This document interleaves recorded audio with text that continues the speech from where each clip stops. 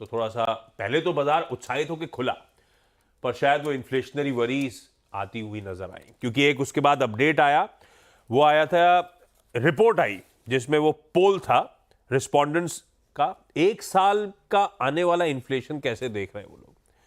तो पिछली बार के पोल से 1% का जंप है इन्फ्लेशनरी एक्सपेक्टेशंस पे, 4.3% पे आई है इस बार। तो वो कंसर्न्स माउंट होना शुरू हुए। इस बीच क्या हुआ, जापान के पीएम ट्रम्प साहब से मिलने व्हाइट हाउस पहुंचे हुए थे।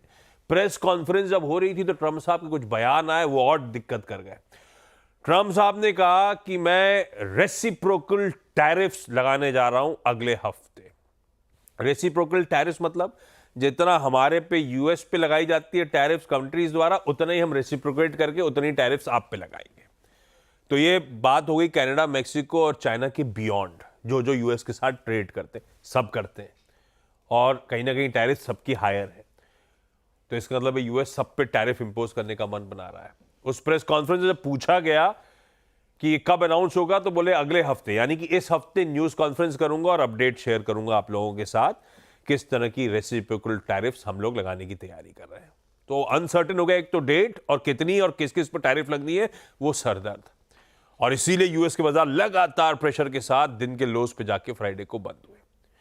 तो मूड थोड़ा सा बिगड़ा हुआ है। एक तरफ वो इन्फ्लेशनरी कंसर्न्स थे, ऊपर से रेसिप्रोकल टैरिफ्स की बात हो गई है। वैसे मूड बिगड़ने का एक और रीजन, अब वो कहने वाली बात है, लेकिन टेक्नोलॉजी स्टॉक्स में दो चीजें ध्यान रखी। अमेजॉन के रिजल्ट्स आए थे, 4% स्टॉक गिरा, गाइडेंस खराब थी। फेसबुक यानी कि उसकी पेरेंट कंपनी मेटा, उसका एक पेपर लीक हो गया जिसमें आज शायद वो ले ऑफ्स करने की तैयारी कर रहे हैं। तो आज शाम को, अब तो ग्लोबली छप गया हर जगह कि आज मेटा के ले ऑफ्स अनाउंस हो रहे हैं। बेचारे जो उस कंपनी के एम्प्लॉइज होंगे सब कितने टेंस्ड होंगे, शाम को पता नहीं किसका नाम आ जाएगा। लेकिन ये सब कंसर्न्स वे कर रही है। थोड़ा सा मूड ज्यादा रेसिप्रोकल टैरिफ्स की कहानी वो दिक्कत कर रही है सबके लिए। तो ग्लोब का हैंडओवर थोड़ा दिक्कत भरा। अच्छा, तब और अब की सेकंड प्लेट एक बार दिखा देता हूं। इन्हीं सब development, inflation, reciprocal tariffs, bond yields inch up कर गई, डॉलर इंडेक्स इंच अप कर गया।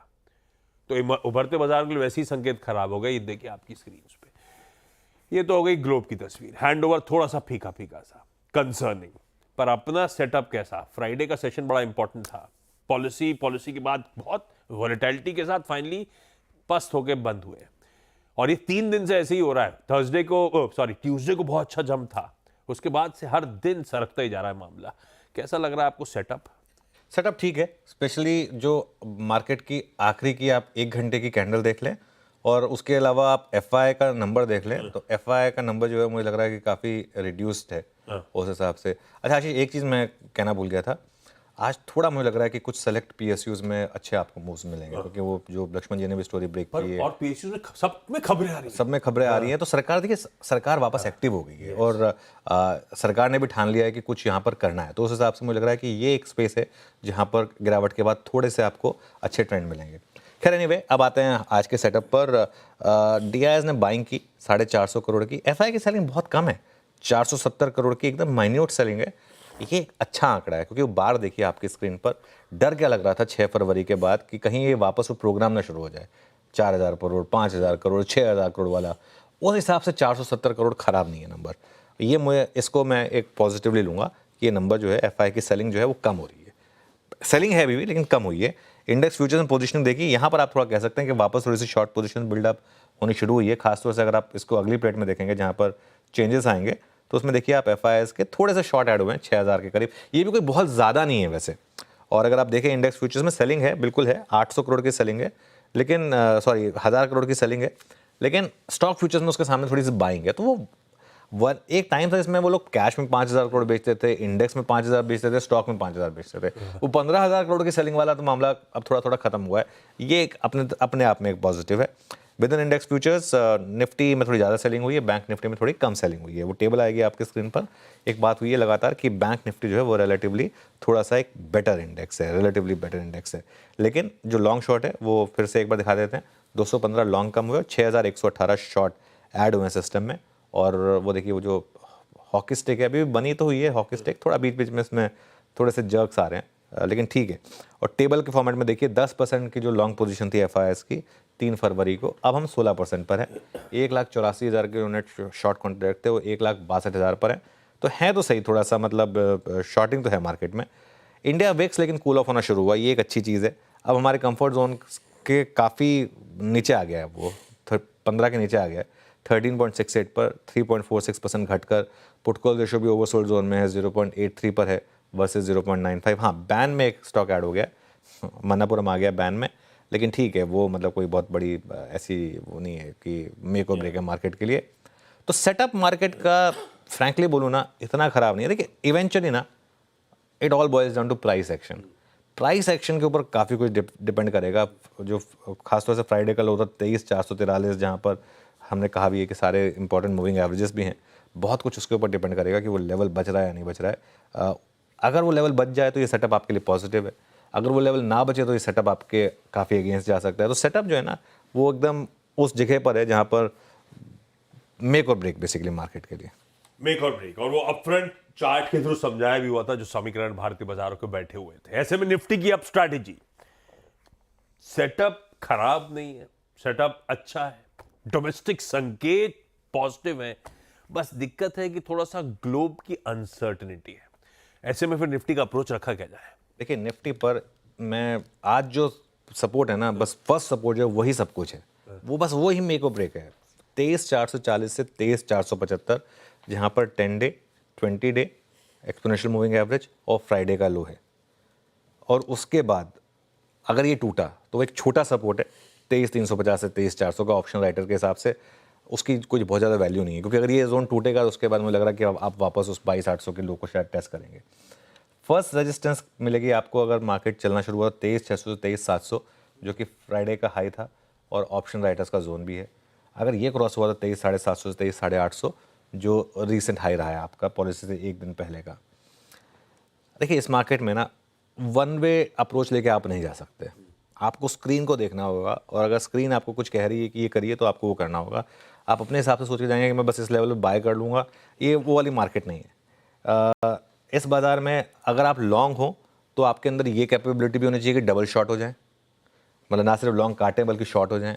और अगर शॉर्ट हैं तो ये कैपेबिलिटी भी होनी चाहिए कि डबल लॉन्ग हो जाए, मतलब शॉर्ट भी काटें और लॉन्ग भी करें।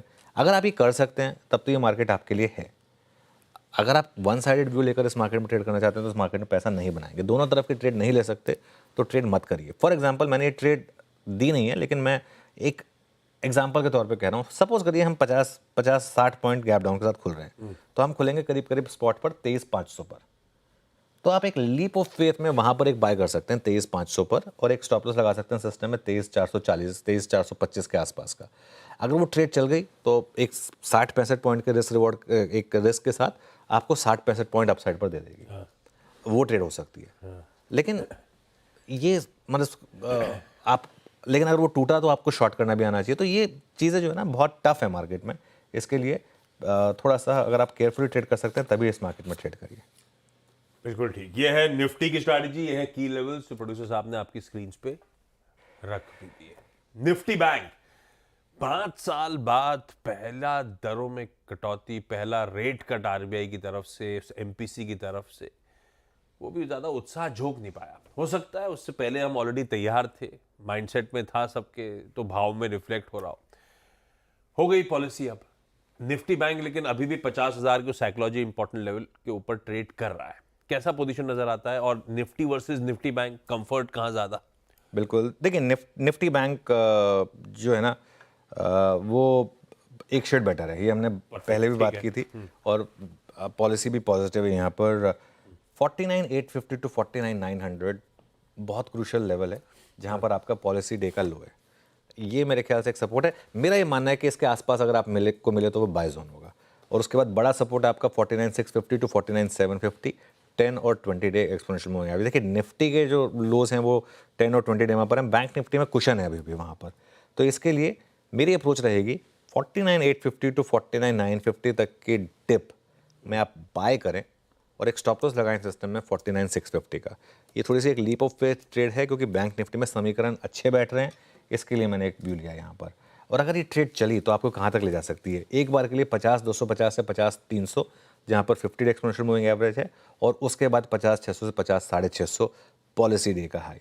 और अगर 50,650 क्रॉस हुआ आशीष, तो एक और 1000 पॉइंट की रैली बैंक निफ्टी में आ सकती है 50,650 के ऊपर, क्योंकि फिर वहाँ पर जो भी शॉर्ट करके बैठा होगा वो शॉर्ट कवर करने के लिए आएगा। लेकिन बस एक चीज़ का ध्यान रखें, अगर वो 49,650 का जो मैं लेवल बात कर रहा हूँ, अगर वो टूटा तो बाहर हो जाएं, क्योंकि वहाँ से फिर 500-600 पॉइंट और गिर सकते हैं। तो इसके लिए ये मेरी आज बैंक निफ्टी पर अप्रोच रहेगी। बैंक निफ्टी पर मैं रिलेटिवली ज़्यादा पॉजिटिव हूँ, क्योंकि बैंक निफ्टी में 2-3 चीज़ें हैं। एक तो वैल्यूएशन कंफर्ट है, दूसरा एफआई की सेलिंग कम हुई है, और तीसरा पॉलिसी और बजट पॉजिटिव है। तो उस हिसाब से यहाँ पर थोड़ा सा रिस्क रिवॉर्ड बेटर है आपके लिए।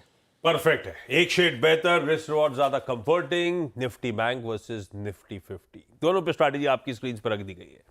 ओपनिंग होने देते, बहुत सारे क्यूज हैं, किस तरह का समन्वय बैठता है उन क्यूज का, उसके बाद रिविजिट करेंगे निफ्टी बैंक की स्ट्रैटेजी को।